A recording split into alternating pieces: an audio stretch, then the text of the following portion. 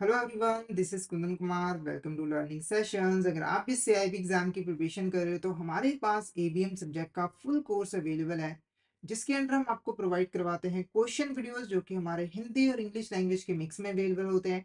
इसी के साथ हम आपको mock test, mega mock test भी प्रोवाइड करते हैं, जिनकी हेल्प से आप इजीली रिवीजन कर सकते हो। और ये जो हमारी लाइव क्लासेस होती हैं वो आपको रिकॉर्डेड फॉर्म में भी मिल जाती हैं। तो अगर आप सिस्टमैटिक वे में एबीएम सब्जेक्ट की प्रिपरेशन करना चाहते हो तो फटाफट से हमारे कोर्स में एनरोल कर लीजिए। हमारे जो कोर्सेज हैं वो इजीली एक्सेसिबल हैं। अगर आप एक एंड्रॉइड यूजर हो तो IIBF learning centre application download कर लीजिए गूगल प्ले स्टोर से। और अगर आप एक आईओएस यूजर हो तो माई इंस्टीट्यूट ऐप डाउनलोड कर लीजिए ऐप स्टोर से, और वहां पे आपको ऑर्गेनाइजेशन कोड यूज करना है GEGKT।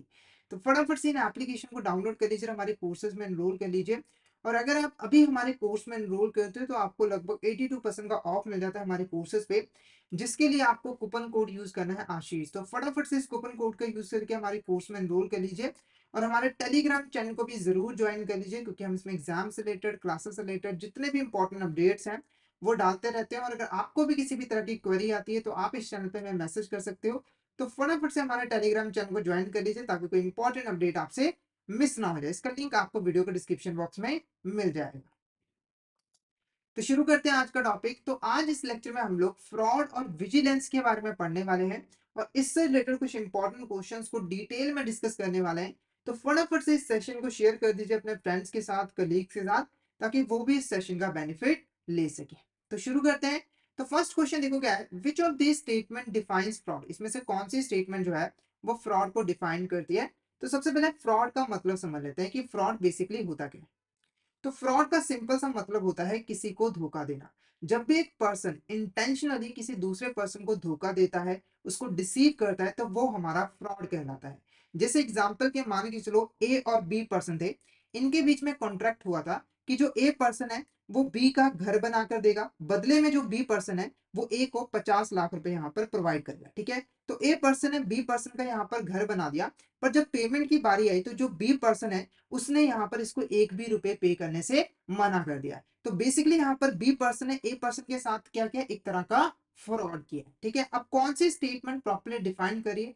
तो पहली स्टेटमेंट देखो, fraud is an unintentional misrepresentation to achieve lawful gains without any financial benefit. तो फ्रॉड बेसिकली अनइंटेंशनल गलत इंफॉर्मेशन प्रोवाइड करना है ताकि हम लॉफुल गेन्स को अचीव कर सके बिना किसी फाइनेंशियल बेनिफिट के। या फिर fraud involves honest communication to obtain fair and legal monetary advantage. तो फ्रॉड के अंदर हम सामने वाले पर्सन से एक ऑनेस्ट कम्युनिकेशन करते हैं ताकि जो फेयर और लीगल मॉनेटरी एडवांटेज है उसे हम ऑब्टेन कर सके। या फिर fraud is basically intentional deception to secure unfair or unlawful gain for money, either directly or indirectly. तो फ्रॉड बेसिकली क्या है, इंटेंशनल डिसेप्शन है, यानी कि हम अपनी मर्जी से किसी पर्सन को धोखा देते हैं ताकि हम अनफेयर और अनलॉफुल गेन को अचीव कर सके, चाहे डायरेक्टली या फिर इनडायरेक्टली। तो ऑप्शन सी जो होगा वो हमारा यहाँ पर करेक्ट होगा, क्योंकि ऑप्शन सी यहाँ पर परफेक्टली डिफाइन कर रहा है फ्रॉड को। तो option C is a correct answer. Next question देखो, which of the following is not considered an act of fraud under the section 17 of the Indian contract act. ठीक है, तो जो हमारा इंडियन कॉन्ट्रैक्ट एक्ट है वो प्रॉपर्ली यहाँ पर डिफाइन करता है फ्रॉड को। तो इस एक्ट के अकॉर्डिंग कौन सा एक्ट फ्रॉड की कैटेगरी में नहीं आता है। पहला देखो, the suggestion as a fact of that which is not true by one who does not believe it to be true. तो ये हमारा फ्रॉड होता है। ठीक है, जब भी एक पर्सन कोई भी गलत इंफॉर्मेशन दूसरे पर्सन को प्रोवाइड करता है ये जानते हुए कि ये जो इंफॉर्मेशन है वो गलत है, तो वो हमारा फ्रॉड कहलाता है। जैसे अगर मैं एग्जांपल दूं, तो ए और बी पर्सन थी। ठीक है, बी पर्सन जो है ए पर्सन से प्रॉपर्टी खरीद रहा था और सी पर्सन को एज अ गवाह रखा गया था। ठीक है, तो जो सी पर्सन है वो जानता था कि जो ए पर्सन है वो प्रॉपर्टी का मालिक नहीं है, पर फिर भी इसके बावजूद जो सी पर्सन है उसने एक गलत इंफॉर्मेशन बी को प्रोवाइड की कि जो ए पर्सन है वो प्रॉपर्टी का मालिक है, तो ये हमारा फ्रॉड कहलाएगा। ठीक है, उसके बाद the active concealment of a fact by one having knowledge और बिलीफ ऑफ द फैक्ट। तो ये भी हमारा यहाँ पर फ्रॉड होता है। जब भी कोई पर्सन कोई भी इंपॉर्टेंट इंफॉर्मेशन को छुपा कर रख लेता है तो वो भी हमारा फ्रॉड कहलाता है। जैसे अगर एग्जांपल दें तो ए और बी पर्सन है, इनके बीच में कॉन्ट्रैक्ट हो रहा है। जो बी पर्सन है वो ए पर्सन की प्रॉपर्टी को खरीदना चाहता है, पर यहाँ पर क्या हुआ कि जो प्रॉपर्टी है ना उसके दो मालिक थे, एक ए था और एक सी पर्सन था। और ए पर्सन को ये बात पता थी, पर इसने इस बात को छुपाया कि इसका एक और पार्टनर है सी, और इसने बी के साथ क्या किया, फ्रॉड किया, तो ये फ्रॉड है। उसके बाद the mistake made without any intention to deceive और गेन अनफेयर एडवांटेज। तो एक पर्सन है, उसने गलती से किसी पर्सन को गलत इंफॉर्मेशन प्रोवाइड कर दी, पर उसकी इंटेंशन बिल्कुल भी धोखा देने की नहीं थी, तो ये हमारा फ्रॉड जो है वो नहीं कहलाएगा। उसके बाद एक promise made without any intention to performing, एक प्रॉमिस यहाँ पर किया गया है जिसमें सामने वाले पर्सन जो परफॉर्म प्रॉमिस कर रहा है उसकी इंटेंशन क्या है कि मुझे ये परफॉर्म नहीं करना है, तो बिल्कुल ये फ्रॉड कहलाता है। जैसे ए और बी के बीच में कॉन्ट्रैक्ट हुआ कि जो ए पर्सन है वो बी का घर बनाकर देगा, ठीक है, और बी पर्सन ने प्रॉमिस किया कि मैं आपको 50 लाख रुपए देगा, ठीक है, पर इसने ये प्रॉमिस किया बिना इसको परफॉर्म करने की इंटेंशन की, यानी कि इसकी इंटेंशन थी कि ए पर्सन को वो पैसा नहीं देगा, तो ये भी फ्रॉड कहलाएगा। तो क्वेश्चन पूछा था कौन सा फ्रॉड नहीं कहलाएगा, तो ऑप्शन सी हमारा यहाँ पर क्या होगा, करेक्ट आंसर रहेगा। Option C is a correct answer. Next question देखो, according to the RBI guidance fraud in banking and institution compasses various activities except, ठीक है, अगर सिंपल भाषा में क्वेश्चन का मतलब समझाऊं तो बैंकिंग इंस्टीट्यूशन के अंदर बहुत सारे फ्रॉड होते हैं, तो इसमें से कौन सी ऐसी एक्टिविटी है जो कि फ्रॉड नहीं होती है बैंकिंग एक्टिविटीज के अंदर। पहला, fraudulent encashment through forge instrument like cheque, draft और बिल ऑफ एक्सचेंज, ठीक है, अगर आपने फोर्ज नकली डॉक्यूमेंट्स जैसे चेक हो गए, ड्राफ्ट हो गए, बिल ऑफ एक्सचेंज, उससे कैश जो है वो निकलवा लिया, बैंक से विड्रॉ करवा लिया, तो बिल्कुल ये फ्रॉड हमारा कहलाएगा। उसके बाद manipulation of books of account through fictitious account and conversion of property, तो ये भी हमारा यहाँ पर फ्रॉड कहलाता है। अगर जो बैंक है वो अपनी बुक्स ऑफ अकाउंट को मैनिपुलेट कर रहा है, कुछ फिक्टिशियस अकाउंट जो एक्चुअली में एग्जिस्ट करते ही नहीं है उनको इंक्लूड कर रहा है ताकि वो अपनी फाइनेंशियल कंडीशन को अच्छा शो कर सके, तो ये भी हमारा फ्रॉड कहलाता है। उसके बाद unauthorised credit facilities extended for reward और इलीगल ग्रेटिफिकेशन, तो बैंक ने क्या किया है, अनऑथराइज क्रेडिट फैसिलिटीज प्रोवाइड कर दी है ताकि उसको रिवॉर्ड मिल सके, इलीगल ग्रेटिफिकेशन मिल सके, तो ये भी हमारे यहाँ पर फ्रॉड होता है। तो none of the above is the correct answer, यानी कि बैंकिंग इंस्टीट्यूशन के अंदर ये तीनों के तीनों जो है फ्रॉड आम तौर पे देखे जाते हैं, तो option D none of the above is the correct answer. Next question देखो, dash involve the creation of false document or the alteration of genuine one with the intent to deceive or defraud, ठीक है, एक ऐसी process जिसके अंदर हम जो है फॉल्स डॉक्यूमेंट को क्रिएट करते हैं या फिर जेन्युइन डॉक्यूमेंट में कुछ अल्टरेशन कर देते हैं अनऑथराइज, ताकि हम सामने वाले पर्सन को धोखा दे सके, उनके साथ फ्रॉड कर सके। Option A misrepresentation, embezzlement, falsification, forgery, तो option D forgery is a correct answer. तो फोर्जरी बेसिकली क्या है, फ्रॉड करने का ही एक तरीका होता है, इसके अंदर हम डॉक्यूमेंट्स में छेड़छाड़ करते हैं। जैसे एग्जांपल दे, ए और बी पर्सन था, ठीक है, यहाँ पर एक हमारी प्रॉपर्टी थी जिसको बी पर्सन परचेज करना चाहता था और ए पर्सन को इसके बारे में पता था। यहाँ पर हमारी प्रॉपर्टी थी, ए पर्सन को उसके बारे में पता था, तो ए पर्सन ने क्या किया, इस प्रॉपर्टी के गलत फॉल्स डॉक्यूमेंट यहाँ पर बनाए जिसके अंदर जो ए पर्सन वो इस प्रॉपर्टी का मालिक है, असल में ये मालिक था ही नहीं, ठीक है, तो ये और इसको जाके इसने कॉन्ट्रैक्ट कर लिया, तो ये एक तरह का क्या है, फॉर्जरी है जिसमें फॉल्स डॉक्यूमेंट को प्रिपेयर किया है। या फिर जो जेन्युइन डॉक्यूमेंट में अगर उसमें भी हम अनऑथराइज अल्टरेशन कर देते तो वो भी हमारा फोर्जरी ही कहलाता है।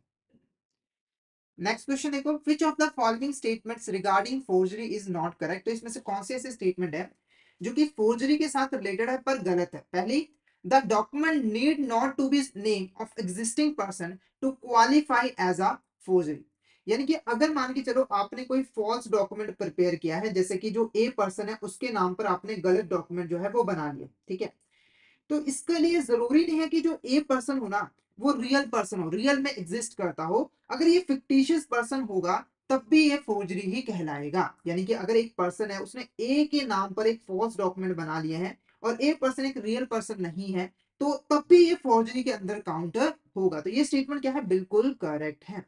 उसके बाद all individual involve in forging an instrument are equally guilty, तो जितने भी पर्सन इन्वॉल्व होंगे फोर्जरी के अंदर वो सभी इक्वली गिल्टी होंगे, तो ये भी स्टेटमेंट करेक्ट है। अगर मान के चलो 10 लोगों ने मिलकर यहाँ पर डॉक्यूमेंट गलत बनाए हैं तो ये 10 के 10 लोग यहाँ पर गिल्टी होंगे। उसके बाद counterfeiting and document to support a legal claim will amount to forgery, तो ये भी स्टेटमेंट करेक्ट है। काउंटर फीटिंग का मतलब है जब आप किसी ओरिजिनल चीज का डुप्लीकेट बना लेते हो, जैसे अगर मान के चलो जो नोट है 500 का नोट है, आपने एक नकली नोट बना लिया तो वो हमारा काउंटर फिटिंग कहलाता है।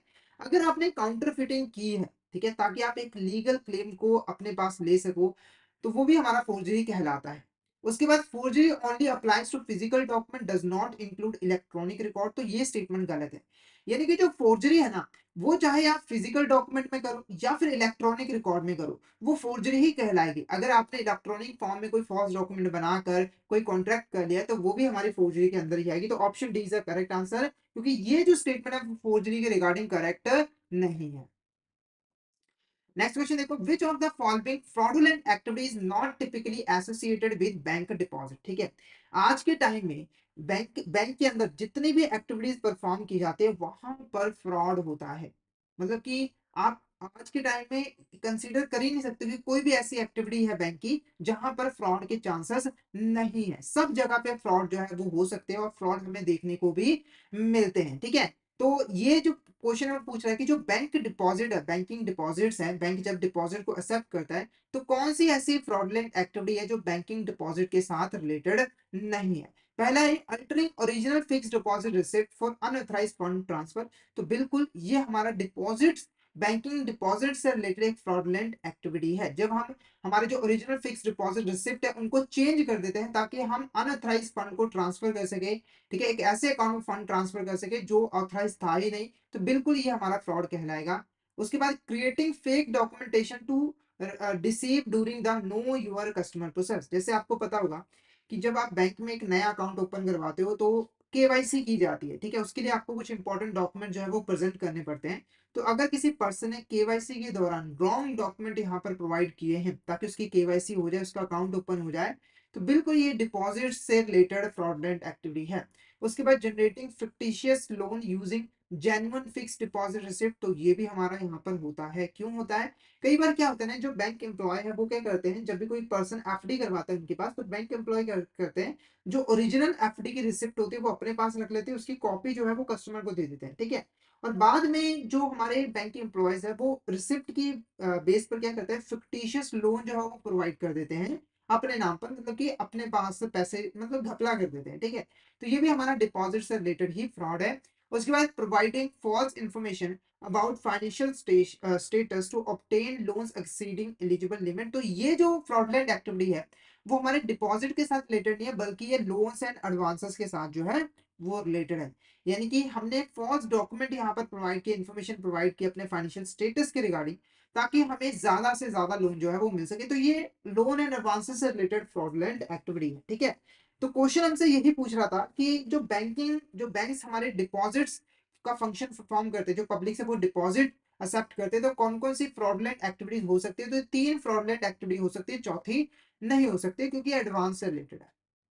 नेक्स्ट क्वेश्चन देखो, in the context of advances what action by borrower is not considered a common method of fraud. अगर हम एडवांसेस की बात करें, जब बैंक यहाँ पर लोन एडवांसेस दे रहा है, तो कौन सा ऐसा एक्शन है, एक्ट है बोरोवर का जो कि फ्रॉड कंसीडर नहीं किया जाता। पहला, falsification of document to obtain loan beyond eligibility limit, तो ये मैंने ऑलरेडी आपको बता दिया कि हमने गलत डॉक्यूमेंट्स प्रेजेंट किए ताकि हमें हमारी जो एक्चुअल लिमिट है उससे ज्यादा लोन जो है वो मिल सके, तो ये बिल्कुल फ्रॉडलेंट एक्टिविटी है। उसके बाद fraudulent removal of place stocks without the banks knowledge. अगर मान के चलो कोई कंपनी है, उसने बैंक से लोन लिया है और अपने स्टॉक को गिरवी रखा है बैंक के पास, और फ्रॉडुलेंट तरीके से उसने स्टॉक को सेल कर दिया बिना बैंक की परमिशन के, तो बिल्कुल ये भी हमारा फ्रॉडुलेंट एक्टिविटी है। उसके बाद transparent disclosure of all financial information during loan application, यानी कि कंपनी जो है जब लोन के लिए अप्लाई कर रही थी तो उसने ट्रांसपेरेंट तरीके से अपनी जितनी भी फाइनेंशियल इंफॉर्मेशन है वो बैंक को प्रोवाइड कर दिया, कोई भी इंफॉर्मेशन छुपाई नहीं और ना ही गलत इंफॉर्मेशन दी है, तो ये हमारा फ्रॉड जो है वो कंसीडर नहीं किया जाता। उसके बाद diversion of funds outside the borrowing unit transferring funds to a group companies, तो ये भी हमारा फ्रॉडलेंट एक्टिविटी होता है। डिवर्जन ऑफ फंड का मतलब है कि जब एक कंपनी लोन के पैसे को किसी और एंटिटी को ट्रांसफर कर देती है, जैसे उसने अपनी सब्सिडरी को ट्रांसफर कर दिया, लिया उसने खुद के लिए था पर अपनी सब्सिडरी को ट्रांसफर कर दिया या किसी और पर्पस के लिए यूज कर दिया, तो वो डिवर्जन ऑफ फंड कहलाता है। तो वो बैंक के साथ एक तरह का फ्रॉड ही होता है। तो जो हमारा ऑप्शन सी होगा वो हमारे यहाँ पर क्या होगा, करेक्ट आंसर रहेगा। नेक्स्ट क्वेश्चन देखो क्या है, डैश इज एन इंटेंशनल और malicious effort by an organization or an individual to exploit, disrupt or damage the computer system, networks and digital service system of another organization of individual, तो इसका जो answer है वो क्या है, cyber attack. ठीक है, तो साइबर अटैक एक इंटेंशनल एफर्ट होता है एक ऑर्गेनाइजेशन का या फिर इंडिविजुअल का, ताकि वो दूसरे ऑर्गेनाइजेशन या फिर इंडिविजुअल के जो कंप्यूटर सिस्टम्स हैं, नेटवर्क्स हैं, डिजिटल डिवाइसेस हैं, उनको एक्सप्लॉइट कर सके, उसको डिस्टर्ब कर सके या फिर डैमेज कर सके। साइबर अटैक का जो मेन पर्पस होता है वो यही होता है कि जो दूसरी ऑर्गेनाइजेशन है या फिर इंडिविजुअल्स हैं, उनके जो कंप्यूटर नेटवर्क्स हैं, उनके जो कंप्यूटर डिवाइसेस हैं, उनको डिस्ट्रक्ट कर दिया जाए, ताकि सामने वाली कंपनी अपना काम ना कर पाए, या फिर कंपनी से रिलेटेड जो इंपॉर्टेंट इंफॉर्मेशन है उसको चुरा दिया जाए, ताकि हम उसका गलत यूज जो है वो कर पाए। ठीक है, तो ऑप्शन सी हमारा साइबर अटैक जो है वो करेक्ट आंसर रहेगा।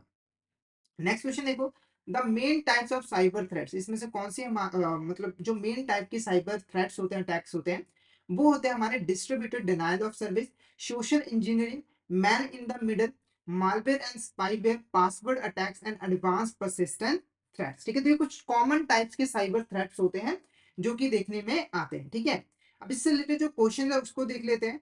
तो फर्स्ट क्वेश्चन देखो क्या है, what is distributed denial of service attack. जो distributed denial of service attack है वो क्या होता है। ठीक है, तो सिंपली पहली चीज तो आपको पता ही है कि एक तरह का यह साइबर अटैक है। Distributed denial of service attack के अंदर हम किसी दूसरी ऑर्गेनाइजेशन के जो कंप्यूटर सिस्टम है और जो हमारे नेटवर्क सिस्टम्स है उनको डिस्टर्ब कर देते हैं। डिस्टर्ब करने का मतलब है कि उसको इस लायक बना देते हैं कि वो आगे फंक्शंस परफॉर्म ही नहीं कर पाते हैं। अब इसमें बेसिकली होता क्या है, तो जो हमारा साइबर अटैकर होता है, जो अटैक करता है, वो इंटरनेट से डिफरेंट डिफरेंट सोर्सेस से बहुत ज्यादा डाटा इंफॉर्मेशन जो है इस ऑर्गेनाइजेशन के सिस्टम में भेजता रहता है, जिससे डाटा का जो है काफी ज्यादा ओवरलोड हो जाता है और जो हमारे सिस्टम होते हैं, कंप्यूटर सिस्टम, नेटवर्क सिस्टम, वो फेल हो जाते हैं। जैसे एग्जांपल के मान के चलो, एक ए पर्सन है और यहाँ पर X Y Z limited company है। ठीक है, जो ए पर्सन है वो X Y Z limited company पे साइबर अटैक करना चाहता है, कौन सा, डिस्ट्रीब्यूटेड डिनायल ऑफ सर्विस। तो इसने क्या किया, यहाँ पर मल्टीपल सोर्सेस से बहुत सारा डाटा जो है इसके सिस्टम में भेजना स्टार्ट कर दिया, इसका जो नेटवर्क सिस्टम है, कंप्यूटर सिस्टम है। जिससे क्या हुआ कि इसका जो नेटवर्क सिस्टम है और जो कंप्यूटर सिस्टम है वो बहुत ज्यादा ओवरलोड हो गया और क्रैश कर गया, जिसकी वजह से अब वो आगे परफॉर्म कर ही नहीं सकते हैं, जो फंक्शंस है वो रुक गए हैं। तो इस अटैक को हम क्या कहते हैं, distributed denial of service attack. ठीक है, तो कौन से स्टेटमेंट्स को डिफाइन करिए, पहला, an attack where an individual intercept communication between two parties, a technique involving the use of software to gain unauthorized access to a system, a cyber attack that floods a target system or network with excessive traffic, rendering it inaccessible। तो जो हमारा option C होगा वो correct answer होगा। ये एक तरह का साइबर अटैक होता है जिसके अंदर जो टारगेट सिस्टम होता है या फिर नेटवर्क होता है, उसको उसके अंदर जो है एक्सेसिव ट्रैफिक भेजा जाता है, ताकि वो उसके ऊपर ओवरलोड हो जाए और वो इनएक्सेसिबल हो जाए, यानी कि वो आगे फंक्शन परफॉर्म करना बंद ही कर दे। तो ऑप्शन सी हमारा यहाँ पर क्या होगा, करेक्ट आंसर रहेगा। नेक्स्ट क्वेश्चन देखो हमारा, Dash attacks work by psychologically manipulates user into performing actions desirable to an attacker or divulging sensitive information। तो इसका जो आंसर है वो क्या है, हमारा सोशल इंजीनियरिंग। ठीक है, तो सोशल इंजीनियरिंग एक ऐसा अटैक होता है जिसके अंदर जो यूजर है, जिसके पास इंपॉर्टेंट इंफॉर्मेशन पड़ी है, हम उसको साइकोलॉजिकली मैनिपुलेट करके कॉन्फिडेंशियल इंफॉर्मेशन जो है उससे लेते हैं, मतलब कि रिसीव करते हैं।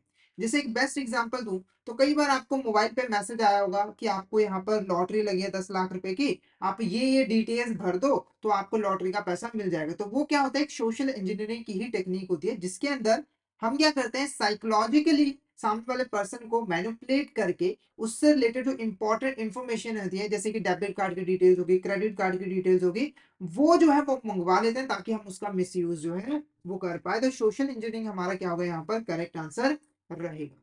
नेक्स्ट क्वेश्चन देखो क्या है, what is the man in the middle attack. Man in the middle attack यहाँ पर क्या होता है। ठीक है, तो देखो, जब भी दो पर्सन आपस में कम्युनिकेशन कर रहे हैं और तीसरा पर्सन उनकी कम्युनिकेशन को सुन लेता है, तो वो हमारा man in the middle attack कहलाता है।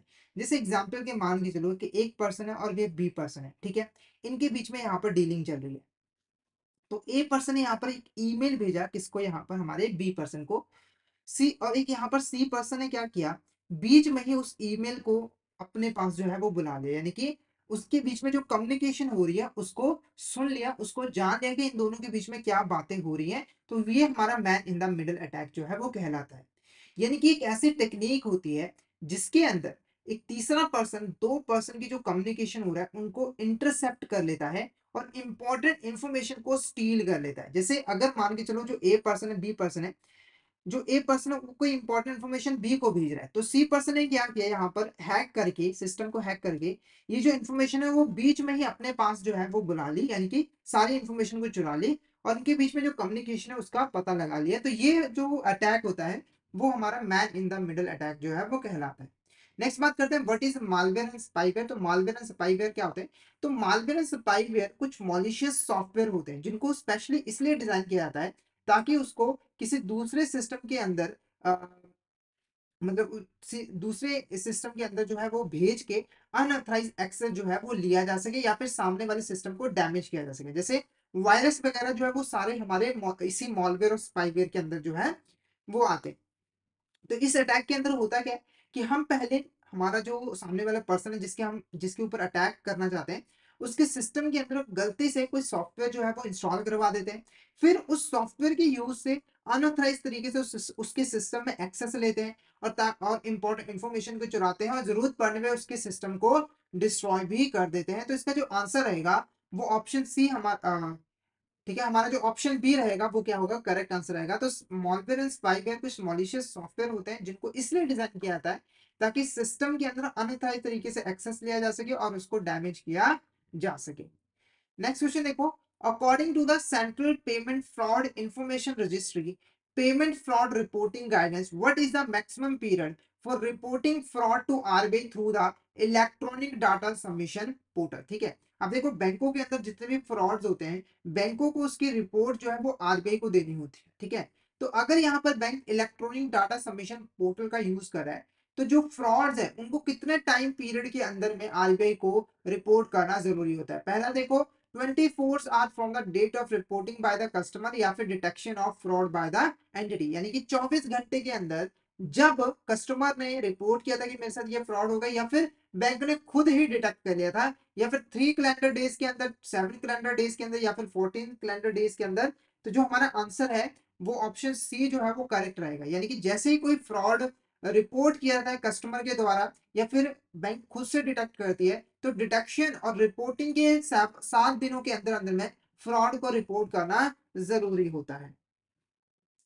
नेक्स्ट क्वेश्चन देखो, according to RBI requirement when must bank furnish the fraud monitoring return in individual fraud cases to RBI electronic. ठीक है, तो सबसे पहले फ्रॉड मॉनिटरिंग रिटर्न क्या होती है? बेसिकली ये इस तरह की रिपोर्ट होती है जिससे हम ये पता लगाते हैं कि कोई भी फाइनेंशियल इंस्टीट्यूशन अपनी ऑर्गेनाइजेशन के अंदर फ्रॉड्स को रोकने के लिए क्या काम कर रही है और फ्रॉड्स को कितने अच्छे तरीके से रिपोर्ट कर रही है। तो जो बैंक्स हैं उनको जो फ्रॉड मॉनिटरिंग रिटर्न है वो आरबीआई के पास जो है वो सबमिट करवानी जरूरी होती है। तो अगर हम इंडिविजुअल फ्रॉड केसेस की बात करें तो आरबीआई को इलेक्ट्रॉनिक कितने टाइम पीरियड के अंदर ये जो रिटर्न है बैंकों को सबमिट करवानी पड़ती है?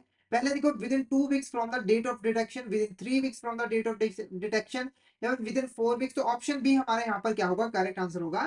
तो जैसे ही इंडिविजुअल फ्रॉड केस डिटेक्ट हुआ है उसकी एक रिटर्न बनाकर 3 हफ्तों के अंदर अंदर में ही आरबीआई को फर्निश करनी जरूरी होती है।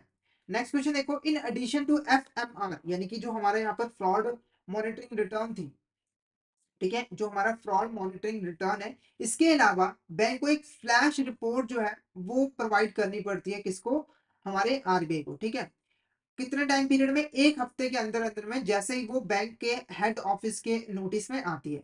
तो ये क्वेश्चन पूछ रहा है कि अमाउंट कितनी होती है उस फ्रॉड की, यानी कि बैंक को कितनी अमाउंट के फ्रॉड के ऊपर एफएमआर के अलावा फ्लैश रिपोर्ट प्रिपेयर करके आरबीआई को सबमिट करवानी पड़ती है।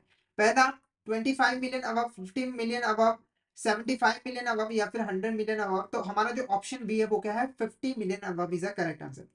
यानी कि अगर यहाँ पर कोई भी फ्रॉड है उसकी जो अमाउंट है वो 50 मिलियन या फिर उससे ज्यादा है तो उस केस में बैंकों को एफएमआर के अलावा एक फ्लैश रिपोर्ट प्रिपेयर करके 1 हफ्ते के अंदर अंदर में ही, जैसे ही उस फ्रॉड को डिटेक्ट किया था, आरबीआई के पास सबमिट करवानी जरूरी होती है। क्वेश्चन देखो, what is the threshold reporting fraud to the board of bank promptly upon detection. ठीक है, तो अगर बैंक के अंदर कोई भी फ्रॉड होता है, ठीक है, तो उसकी रिपोर्टिंग बोर्ड ऑफ डायरेक्टर को करनी पड़ती है। तो थ्रेशोल्ड लिमिट कितनी है कि मिनिमम कितने का फ्रॉड हो तभी हम बोर्ड ऑफ डायरेक्टर को रिपोर्ट करेंगे? पहला 1 lakh above, 2 lakh above, 3 lakh above या फिर 4 लाख अबव, तो option A is a correct answer. यानी कि अगर भी कोई फ्रॉड हुआ है जिसकी अमाउंट 1 लाख या फिर उससे ज्यादा है, तो उस केस में इसकी रिपोर्ट जो है वो बोर्ड ऑफ डायरेक्टर को देनी पड़ती है। ठीक है, डिटेक्शन के बाद देखो, audit committee of the board monitor all cases of fraud in general. Further RBI है advise to constitute a special committee of the board for. ठीक है, तो जनरली एक बैंक के अंदर जो audit committee of the board होता है, वो यहाँ पर सभी तरह के जो फ्रॉड्स होते हैं उनको मॉनिटर करते हैं। पर आरबीआई ने बैंकों को एडवाइस दिया है कि उन्हें एक स्पेशल कमेटी जो है वो बनानी चाहिए, special committee of the board. तो उसको बनाने का क्या पर्पस होता है? पहला, to monitor all cases of frauds irrespective of amount involve, जितने भी फ्रॉड्स हो रहे हैं चाहे अमाउंट कितनी भी है उसको मॉनिटर करने के लिए। या फिर to exclusively handle cases of fraud involving amount of 10 million और अबव, यानी कि अगर कोई भी फ्रॉड है उसकी अमाउंट 10 मिलियन या फिर उससे ज्यादा है तो उसको हैंडल करने के लिए। या फिर to oversee routine operational matter within the bank, तो option B is the correct answer. यानी कि जितने भी फ्रॉड्स हो रहे हैं उनकी जो अमाउंट है अगर 10 मिलियन या उससे अबव है तो उसको हैंडल करने के लिए इस कमेटी को बनाने के लिए एडवाइस दी है आरबीआई ने। Next question, how many member typically constitute special committee of the board for monitoring follow up cases of fraud. तो जो हमने special committee of the board के बारे में पढ़ा, तो इसके अंदर कितने मेंबर्स इन्वॉल्व होते हैं? सबसे पहले देखो, 5 members of the board of director consisting MD and CEO. ठीक है, सबसे पहले बोर्ड ऑफ डायरेक्टर से 5 मेंबर यहाँ पर सिलेक्ट किए जाते हैं जिसके अंदर एमडी और सीईओ इंक्लूड होते हैं। उसके बाद 2 member from the audit committee of the board, 2 member other members from the board excluding RBI nominee, तो all of the above is a correct answer। तो इतने सारे मेंबर जो है उस बोर्ड के अंदर होते हैं। टोटल हमारे 5 4 तो 9 मेंबर हमारे यहाँ पर होते हैं कंपनी से ही, बैंक से ही। तो all of the above is the correct answer. ये सारे के सारे हमारे मेंबर होते हैं स्पेशल कमेटी के। नेक्स्ट क्वेश्चन देखो, which of the following is not among the preventive measure advised by bank to combat cheque related fraud cases. ठीक है, तो चेक रिलेटेड फ्रॉड केसेस काफी इंक्रीज होते जा रहे हैं, तो उसको रोकने के लिए कुछ प्रिवेंटिव मेजर्स यहाँ पर बैंकों को सजेस्ट किए गए हैं। उन प्रिवेंटिव कौन सा ऐसा मेजर है जो कि प्रिवेंटिव मेजर नहीं है? पहला, insuring the use of 100% CTS 2000 compliant cheques. तो बैंकों को एडवाइस दिया गया है कि आगे से जितने भी चेक्स हो वो 100% सीटीएस 2010 कंप्लाइंट चेक होने चाहिए। तो बिल्कुल ये प्रिवेंटिव मेजर होता है जिससे हम चेक रिलेटेड फ्रॉड को प्रिवेंट करने में मतलब प्रिवेंट कर पाते हैं। उसके बाद strengthening infrastructure at cheque handling service branches, यानी कि हमारी बैंक की वो ब्रांचेस जहां पर चेकों को डिपॉजिट करवाया जाता है उसको हैंडल किया जाता है, तो उसका जो इंफ्रास्ट्रक्चर उसको स्ट्रेंथन करना है, मॉडर्न टेक्नोलॉजी का यूज करना है, तो बिल्कुल ये प्रिवेंटिव मेजर है। उसके बाद checking at multiple levels for cheque above threshold of 0.5 million, यानी कि जो हमारे चेक्स हैं जिनकी जो अमाउंट है वो 0.5 मिलियन है या उससे ज्यादा है। ठीक है, तो हमें मल्टीपल लेवल्स पे उसकी चेकिंग करनी है, इंफॉर्मेशन को वेरीफाई करना है, तो ये भी प्रिवेंटिव मेजर होता है। उसके बाद allowing flexibility in beneficiary KYC compliance to expedite transaction, यानी कि ट्रांजेक्शन को जल्दी जल्दी परफॉर्म करने के लिए जो केवाईसी कंप्लायंस है उसमें थोड़ी सी रिलैक्सेशन फ्लेक्सिबिलिटी प्रोवाइड करनी है, यानी कि हो सकता है कि कुछ रिक्वायरमेंट्स फुलफिल ना करनी पड़े। तो ये जो है प्रिवेंटिव मेजर नहीं है, बल्कि इसका उल्टा होता है। जो हमारे केवाईसी कंप्लायंस होते हैं उसको प्रॉपर्ली फॉलो करना जरूरी होता है, रिसेंटली परफॉर्म करना जरूरी होता है, ताकि जो हमारा जो बॉर्वर है उसकी आइडेंटिफिकेशन प्रॉपर्ली की जा सके। तो ये हमारा प्रिवेंटिव मेजर नहीं होता है जो कि चेक रिलेटेड फ्रॉड केसेस को कम करने में हेल्प करते हैं। तो ऑप्शन डी हमारा क्या होगा? करेक्ट आंसर है। नेक्स्ट क्वेश्चन देखो, where should cases of cheque related fraud more than 250 million up to 500 million CBI to be launch. ठीक है, तो अगर हमारा जो चेक रिलेटेड फ्रॉड है वो 250 मिलियन से लेकर 500 मिलियन तक का है, तो उसकी कंप्लेंट कहाँ पे लॉन्च की जाती है? पहला, economic offences wing of CBI, banking security fraud cell CBI, joint director CBI headquarter new Delhi, economic offences wing of the police department. तो option B is the correct answer. जो बैंकिंग सिक्योरिटी फ्रॉड सेल है CBI के अंदर, उसके अंदर ये जो complaint है वो देनी पड़ती है। तो ऑप्शन बी हमारा क्या होगा? करेक्ट आंसर रहेगा।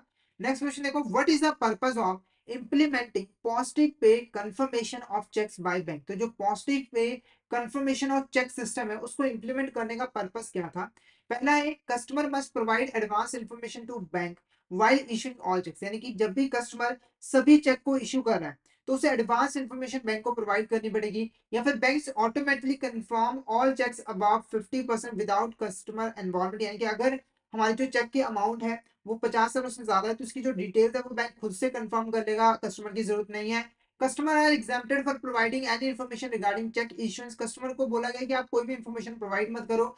या फिर the customer have been advised to give advice advance information to the banks while issuing check amount exceeding 50,000, तो option D is the correct answer. यानी कि अगर कोई भी कस्टमर 50,000 या उससे ज्यादा का चेक यहाँ पर इशू कर रहा है, तो उसे पॉजिटिव पे कंफर्मेशन सिस्टम के अंदर बैंक को एडवांस इंफॉर्मेशन प्रोवाइड करनी पड़ेगी चेक के बारे में, जैसे कि चेक नंबर क्या है, चेक के ऊपर अमाउंट क्या है, पेई क्या है, ये सारी डिटेल्स उसे देनी पड़ेगी ताकि जो बैंक है वो डिटेल्स को कंफर्म करे और उसके बाद ही चेक की यहाँ पर पेमेंट जो है वो की जाए। ठीक है, तो हमारा जो ऑप्शन डी रहेगा वो क्या होगा, करेक्ट आंसर रहेगा। मेन पर्पज यही था कि जो चेक रिलेटेड फ्रॉड उनको कम करने के लिए जो चेक की जो प्रोसेस होती है पेमेंट की उसको सिक्योर बनाया जाए और डिटेल्स को मल्टीपल लेवल्स पे कंफर्म किया जाए।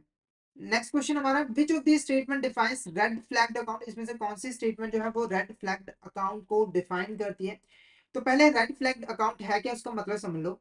कोई भी ऐसा अकाउंट जिसमें किसी भी फ्रॉडुलेंट एक्टिविटी के होने का हमें शक है, वो हमारा रेड फ्लैग अकाउंट जो है वो कहलाता है। यानी कि अगर बैंक को लगता है कि कोई ऐसा अकाउंट है जिसमें फ्रॉडुलेंट एक्टिविटीज परफॉर्म की जा रही है, तो बैंक इमीडिएटली उसको रेड फ्लैग अकाउंट में इंक्लूड कर लेता है और इसके ऊपर नजर रखना स्टार्ट कर देता है। ठीक है, तो पहली स्टेटमेंट देखो, A red flag account is account that is raise suspicion of fraudulent activity. यानी कि ऐसा अकाउंट जो कि यहाँ पर एक शक पैदा कर रहा है फ्रॉडुलेंट एक्टिविटी के होने का, बिल्कुल ये डिफाइन करती है। उसके बाद the suspicion arises when one or more early warning signals are detected within the account. यानी कि जब भी हमें एक या एक से ज्यादा अर्ली वार्निंग सिग्नल्स दिखते हैं। अर्ली वार्निंग सिग्नल्स का मतलब है जिनसे हमें शक हो रहा है कि फ्रॉडलेंट एक्टिविटी हो रही है, जैसे कि लोन की रिपेमेंट नहीं करना टाइम पर, बार बार इंटरेस्ट को मिस करना। ठीक है, ऐसी सारी चीजें अर्ली वार्निंग सिग्नल के अंदर आती है। The signals may be indicate potential irregularities, weakness, wrongdoing associated with the account। तो ये जो सिग्नल्स होते हैं इससे हमें पता लगता है कि जो अकाउंट है उसमें इरेगुलरिटीज है, वीकनेस है या फिर रॉन्ग डूइंग जो है वो की जा रही है। तो all of the is the correct answer. ये सभी के सभी जो स्टेटमेंट है वो रेड फ्लैग अकाउंट को जो है वो डिफाइन कर रही है अच्छे से। तो option D is the correct answer. Next question, which of the following is not considered an early warning signal according to the RBI guidance. जो आरबीआई की गाइडेंस है इसमें से कौन सी ऐसी चीज है जिसको हम अर्ली वार्निंग सिग्नल जो है वो कंसीडर्ड नहीं करते हैं, और सॉरी यहाँ पर नोट नहीं है, यहाँ पर हम कंसीडर करते हैं, मतलब कि कौन सा ऐसा अर्ली वार्निंग सिग्नल है, मतलब कौन सी ऐसी एक्ट है जिसको हम अर्ली वार्निंग सिग्नल कंसीडर करते हैं। ठीक है, तो यहाँ पर नोट की वजह से थोड़ी सी कंफ्यूजन होती है। तो पहला देखो, frequent change in the scope of the project to be undertaken by the borrower. यानी कि जो बॉर्रोवर है वो जो प्रोजेक्ट को परफॉर्म कर रहा है, जिस प्रोजेक्ट के लिए उसने लोन लिया था, जब उस प्रोजेक्ट का वो स्कोप जो है उसको बार बार चेंज कर रहा है। जैसे एग्जांपल के लिए, जब बॉर्बर आया था उसने बैंक से लोन लिया था, कहा था कि मैं यहाँ पर क्या करूंगा, 100 हाउसेस बनाऊंगा, मतलब कि एक फ्लैट बनाऊंगा, बिल्डिंग बनाऊंगा जिसके अंदर 100 फ्लैट्स होंगे। ठीक है, इसके लिए मुझे लोन दे दो। अब क्या हुआ, कुछ टाइम के बाद ये जो गिनती थी उसको बढ़ा के 200 कर दिया, उसके बाद कुछ टाइम बाद फिर से बढ़ा के इसको 300 कर दिया। तो ये जो प्रोजेक्ट का स्कोप है, जब इसको बार बार बॉर्बर चेंज कर रहा है, तो ये हमारा अर्ली वार्निंग सिग्नल जो है वो कहलाता है। ठीक है, उसके बाद foreign bills remaining outstanding with the bank for a long time. जो फॉरेन बिल्स है वो काफी टाइम से आउटस्टैंडिंग है और उसके अभी भी जो है आउटस्टैंडिंग रहने के आसार दिख रहे हैं, तो बिल्कुल ये अर्ली सिग्नल होता है।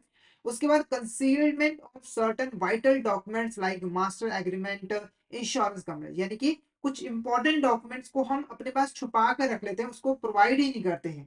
ठीक है, तो ये भी हमारा अर्ली वार्निंग सिग्नल जो है वो कहलाता था। हमारा और इज करेक्ट आंसर। तो क्वेश्चन पूछ रहा था कि इसमें से कौन सा हमारा अर्ली वार्निंग सिग्नल होता है अकॉर्डिंग टू आरबीआई गाइडेंस। तो हमारा जो ऑप्शन डी होगा वो करेक्ट रहेगा। नोट को प्लीज यहाँ पर इग्नोर कर दीजिएगा। उसके बाद next question, what is the threshold amount for subjecting the title deeds and the other document to periodic legal audit as mandated by the RBI। यानी कि किस केस में जो बैंक है उसको आरबीआई की गाइडेंस के अकॉर्डिंग टाइटल डीड्स की या फिर अदर डॉक्यूमेंट्स की जो है लीगल ऑडिट परफॉर्म करनी पड़ती है। पहला 1 करोड़ और अब 5 करोड़ अब 10 लाख अब 50 लाख अब, तो option B is the correct answer.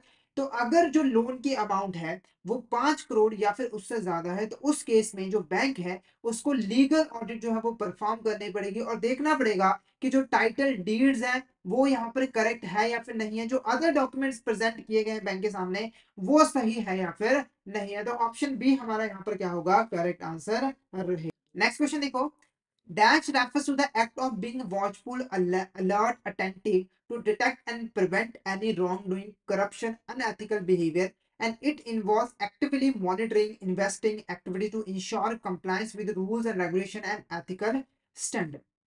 तो इसका जो आंसर है वो क्या है, विजिलेंस। विजिलेंस के अंदर हम क्या करते हैं, बैंक के अंदर जितनी भी एक्टिविटीज परफॉर्म की जा रही है उसको क्लोजली मॉनिटर करते हैं, इन्वेस्टिगेट करते हैं, ताकि किसी भी तरह की जो रॉन्ग डूइंग है, करप्शन है, अनएथिकल बिहेवियर है, उसको हम प्रिवेंट कर सके, रोक सके, या फिर अगर हो भी जाता है तो उसको आसानी से डिटेक्ट करके पनिशमेंट वगैरह यहाँ पर दी जा सके, ताकि जो फ्रॉड्स है उनको कम किया जा सके। तो ये बेसिकली एक तरह का वॉचमैन जैसे होता है ना, बिल्डिंग के बाहर खड़ा होता है, तो वो क्या करता है, अनऑथराइज्ड पर्सन को जाने से रोकता है, अगर वो अंदर चला गया तो उसको डिटेक्ट करके उसको फिर से बाहर निकालता है। तो सेम चीज ऐसे ही है कि अगर कोई सस्पिशियस एक्टिविटी है तो उसको डिटेक्ट करेगा और फ्रॉडलेंट एक्टिविटी को प्रिवेंट करने की कोशिश करेगा, अगर फिर भी एक्टिविटी हो जाती है तो उसको डिटेक्ट करके पनिशमेंट वगैरह देगा। तो vigilance is the correct answer. Next देखो क्या है, vigilance sets up procedures system to prevent limit the act of wrong doing misconduct in the various areas functioning of department. तो यहाँ पर जो हमारा आंसर रहेगा वो प्रिवेंटिव विजिलेंस रहेगा। अब ये है क्या, इसको समझा दूं। तो जो विजिलेंस होती है ना वो तीन तरह की होती है, विजिलेंस जो है वो थ्री टाइप्स की होती है और उसके अलग अलग पर्पस होते हैं। तो जो प्रिवेंटिव विजिलेंस होता है उसका पर्पस होता है किसी भी तरह की जो रॉन्ग डूइंग है, मिसकंडक्ट है, अनएथिकल बिहेवियर है, उसको प्रिवेंट करना, रोकना, उसको अकर होने से रोकना। ठीक है, जैसे एग्जांपल के मान के चलो, एक अकाउंट था, ठीक है, यहाँ पर एक अकाउंट था जिसमें बैंक को लग रहा था कि कोई सस्पिशियस एक्टिविटी हो रही है, और बैंक ने क्या किया, फटाफट से उसकी इन्वेस्टिगेशन की और जो फ्यूचर में लॉस हो सकता था उसको प्रिवेंट कर दिया, यानी कि जो फ्रॉडलेंट एक्टिविटी उसको प्रिवेंट कर दिया, रोक दिया। तो ये हमारा क्या कहलाएगा, प्रिवेंटिव विजिलेशन। तो ये भी यहाँ पर यही पूछ रहा था, एक ऐसा विजिलेंस जिसके अंदर हम प्रोसीजर और सिस्टम को सेटअप करते हैं ताकि रॉन्ग डूइंग और मिसकंडक्ट को हम लिमिट कर पाए, उसको प्रिवेंट कर पाए। तो प्रिवेंटिव विजिलेंस जो है वो करेक्ट है। ठीक है, उसके बाद हमारे जो बाकी दो टाइप्स है, डिडक्टिव विजिलेंस और प्रिवेंटिव विजिलेंस, इसके बारे में भी पढ़ लेते हैं। जो डिडक्टिव विजिलेंस होता है इसका मेन काम होता है कि अगर किसी भी तरह के रॉन्ग डूइंग, मिसकंडक्ट, फ्रॉड हो चुका है तो उसको जल्दी से जल्दी डिटेक्ट करना। इसके लिए क्या होता है कि जितने भी कंप्लेंट्स होती है, इंस्पेक्शन होती है, रिपोर्ट्स होती है, ऑडिट रिपोर्ट्स होती है, उनको अच्छे तरीके से स्टडी किया जाता है ताकि किसी भी तरह की करप्ट प्रैक्टिस, मॉल प्रैक्टिस और नेग्लिजेंस को आइडेंटिफाई किया जा सके, डिटेक्ट किया जा सके और आगे की कार्रवाई की जा सके। उसके बाद है पुनिटिव विजिलेंस। इसके अंदर क्या होता है कि हम इन्वेस्टिगेशन परफॉर्म करते हैं। क्यों परफॉर्म करते हैं, ताकि इन्वेस्टिगेशन करके एविडेंस को कलेक्ट करके एक एक्शन लिया जा सके उन पर्संस के खिलाफ जिन्होंने फ्रॉड किया हुआ है। तो इसमें बेसिकली हम पनिशमेंट वगैरह जो है वो देते हैं ताकि फ्यूचर में ऐसी चीज दोबारा ना हो सके। ठीक है, नेक्स्ट क्वेश्चन देखो, two factor authentication is the most effective method for countering phishing attacks as lead to extra verification layer when logging to sensitive application. Two factor authentication relies on, ठीक है, तो पहले हमें जो समझना है वो है टू फैक्टर ऑथेंटिकेशन का मतलब। ठीक है, तो देखो जब भी आप किसी एप्लीकेशन में लॉग इन करते हो तो वो आपसे क्या मांगता है, पासवर्ड मांगता है। किस लिए मांगता है, ताकि आपकी ऑथेंटिकेशन की जा सके कि जो पर्सन एप्लीकेशन में लॉग इन कर रहा है क्या वही पर्सन है जिसका वो अकाउंट है। इससे होता है ना कि किसी पर्सन ने किसी का पासवर्ड चुरा लिया और उसके अकाउंट में लॉगिन करके कुछ इलीगल एक्टिविटी परफॉर्म कर दी, तो ऐसी चीजें ना हो। तो क्या होता है कि हम प्रॉपर ऑथेंटिकेशन करते हैं पर्सन की पासवर्ड के थ्रू कि ये वही पर्सन है जिसका अकाउंट है। ठीक है, अब फिशिंग अटैक से बचने के लिए जो टू फैक्टर ऑथेंटिकेशन है वो काफी हेल्पफुल होता है। क्यों हेल्पफुल होता है, क्योंकि टू फैक्टर ऑथेंटिकेशन के अंदर जो हमारा यूजर होता है उसकी जो ऑथेंटिकेशन होती है वो मल्टीपल लेवल्स पर होती है। यानी कि नॉर्मली अगर आपको किसी अकाउंट में लॉगिन करना होता है तो आपको क्या करना होता है, पासवर्ड भरना होता है, पासवर्ड भरना पड़ता है और आप लॉगिन कर लेते हो। तो ये सिर्फ एक लेवल पे ऑथेंटिकेशन की जाती है। पर टू फैक्टर ऑथेंटिकेशन के अंदर जो ऑथेंटिकेशन है, जो पहचान है, वो मल्टीपल लेवल्स पे की जाती है। जैसे अगर आजकल आप जीमेल में लॉगिन करते होंगे, जीमेल में लॉगिन करते होंगे, गूगल अकाउंट में लॉगिन करते होंगे, तो पहले तो आपको पासवर्ड भरना पड़ता है। उसके बाद आपके मोबाइल में भी एक मैसेज आता है, आपके मोबाइल में भी एक मैसेज आता है कि आपके अकाउंट में लॉगिन किया जा रहा है, क्या आप वही हो। तो आपको यस आई एम जो है वो टिक करना पड़ता है और जैसे आप टिक करते हो आप अकाउंट में लॉगिन जो है वो कर जाते हो।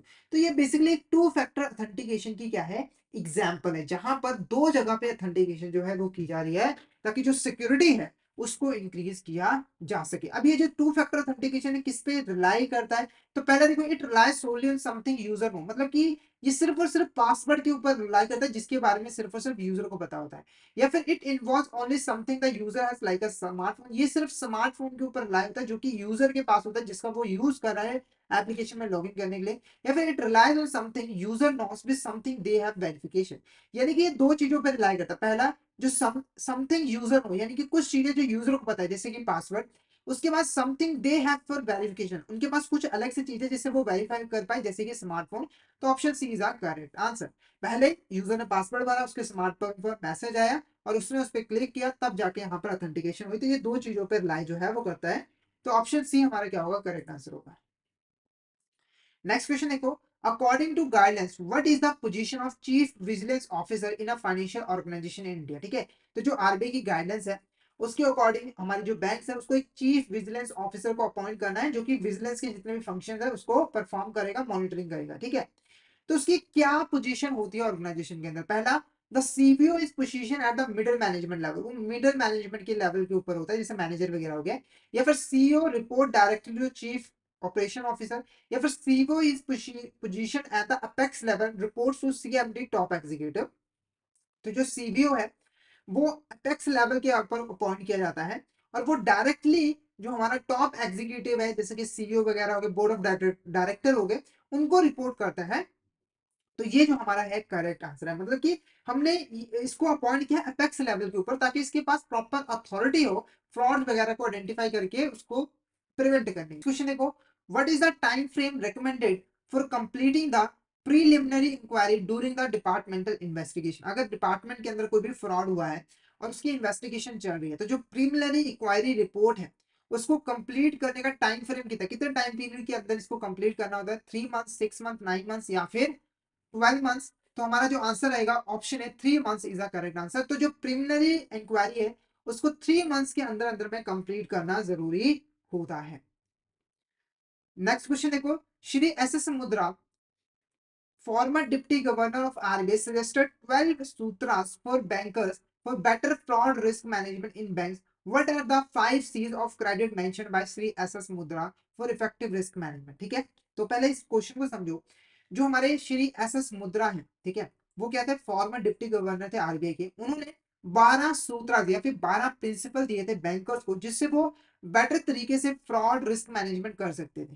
ठीक है, उसमें से एक इंपॉर्टेंट सूत्र है 5C, जिससे जो कि क्रेडिट्स के साथ रिलेटेड है। ठीक है, और इससे हम प्रॉपर रिस्क मैनेजमेंट कर सकते हैं। तो वो 5C क्या है, पहला custom cost consumer communication consistency culture, capacity capital collateral condition character, compliance control communication cooperation coordination, capital creditworthiness condition collateral and character. तो हमारा जो आंसर आएगा ना वो ऑप्शन बी रहेगा, option B is the correct answer. 5C कौन से हैं, पहला सी है कैपेसिटी, कैपिटल, कोलैटरल, कंडीशन और करेक्टर। कैपेसिटी का मतलब है ये शो करता है जो बॉर्बर है उसकी रीपेइंग कैपेसिटी कितनी है, यानी कि वो लोन ले कितना उसको लोन दिया जाए कि वो आसानी से लोन का पैसा वापस कर दे। कैपिटल का मतलब है कि जो हमारी बैंक है उसको एक मिनिमम कैपिटल मेंटेन करके अपने पास रखना पड़ेगा, उसके रिजर्व क्रिएट करके रखने पड़ेंगे ताकि बाई चांस डिफॉल्ट होता है तो उस लॉस को कवर कर पाए। कोलैटरल का मतलब है जो सिक्योरिटी प्रोवाइड की जाती है बॉर्बर के द्वारा बैंक को, कोई भी एसेट जब गिरवी रखी जाती है। कंडीशन का मतलब है कि लोन की टर्म एंड कंडीशंस। और कैरेक्टर का मतलब है कि जो बॉर्बर है उसका कैरेक्टर कैसा है, ठीक है, वो क्या फ्यूचर में विलफुली अपना लोन वापस करने के लिए तैयार है या फिर नहीं है, क्या बैंक उसके ऊपर ट्रस्ट कर सकता है कि नहीं। तो ये 5 चीज है जिसके ऊपर काम करके जो बैंक है वो अपने जो क्रेडिट रिस्क है उसको यहाँ पर प्रॉपरली मैनेज कर सकता है। तो option B is correct answer. तो यहाँ पर हमारा जो आज का टॉपिक है वो ओवर होता है। तो हमने डिटेल में यहाँ पर फ्रॉड और विजिलेंस के बारे में पढ़ लिया है। तो आई होप आपको यहाँ तक क्लियर हो गया होगा। अगर आपको किसी भी तरह का डाउट होता है तो आप चैट बॉक्स से मैसेज करके पूछ सकते हो। और अगर आपको क्लियर हो गया तो फटाफट से एक बार चैट बॉक्स से मैसेज करके जरूर बता दीजिएगा कि आपको यहाँ तक क्लियर हो गया है। और अगर आप सिस्टमेटिक वे में ईवीएम सब्जेक्ट की प्रिपरेशन करना चाहते हो तो फटाफट से हमारे कोर्स में जरूर एनरोल कर लीजिए, जिसके अंडर हम आपको प्रोवाइड करवाते हैं क्वेश्चन वीडियोस जो कि हमारे हिंदी और इंग्लिश लैंग्वेज के मिक्स में अवेलेबल होते हैं। इसी के साथ हम आपको mock test, mega mock test भी प्रोवाइड करते हैं जिनकी हेल्प से आप इजीली रिवीजन कर सकते हो। और ये जो हमारी लाइव क्लासेस होती हैं वो आपको रिकॉर्डेड फॉर्म में भी मिल जाती हैं। तो अगर आप सिस्टमेटिक वे में एवीएम सब्जेक्ट की प्रिपरेशन करना चाहते हो तो फटाफट से हमारे कोर्स में एनरोल कर लीजिए। हमारे जो कोर्सेज हैं वो इजीली एक्सेसिबल है। अगर आप एक एंड्रॉइड यूजर हो तो IIBF learning centre application download कर लीजिए गूगल प्ले स्टोर से। और अगर आप एक iOS यूजर हो तो माई इंस्टीट्यूट आप डाउनलोड कर लीजिए ऐप स्टोर से, वहां पे आपको अपना रजिस्ट्रेशन कोड यूज करना है GEGKT। तो फटाफट से एप्लीकेशन को डाउनलोड कर लीजिए और हमारे कोर्सेज में एनरोल कर लीजिए। और अगर आप अभी हमारे कोर्स में एनरोल करते हो तो आपको लगभग 82% का ऑफ मिल जाता है हमारे कोर्सेज पे, जिसके लिए आपको कूपन कोड यूज करना है आशीष। तो फटाफट से इस कूपन कोड का यूज करके हमारे कोर्स में एनरोल कर लीजिए और हमारे टेलीग्राम चैनल को भी जरूर ज्वाइन कर लीजिए, क्योंकि हम इसमें एग्जाम से रिलेटेड, क्लासेस से रिलेटेड जितने भी इंपॉर्टेंट अपडेट्स हैं वो डालते रहते हो। अगर आपको भी किसी भी तरह की क्वेरी आती है तो आप इस चैनल पे हमें मैसेज कर सकते हो। तो फटाफट से हमारे टेलीग्राम चैनल को ज्वाइन कर लीजिए ताकि कोई इंपॉर्टेंट अपडेट आपसे मिस ना हो जाए। इसका लिंक आपको वीडियो के डिस्क्रिप्शन बॉक्स में मिल जाएगा। तो आज के लिए इतना ही। अगर सेशन अच्छा लगा तो सेशन को लाइक कर देना, हमारे चैनल को सब्सक्राइब कर देना और शेयर जरूर कर देना अपने फ्रेंड्स के साथ, कलीग्स के साथ, ताकि वो भी सेशन का बेनिफिट ले सके। तो thank you so much everyone, मिलते हैं नेक्स्ट क्लास में।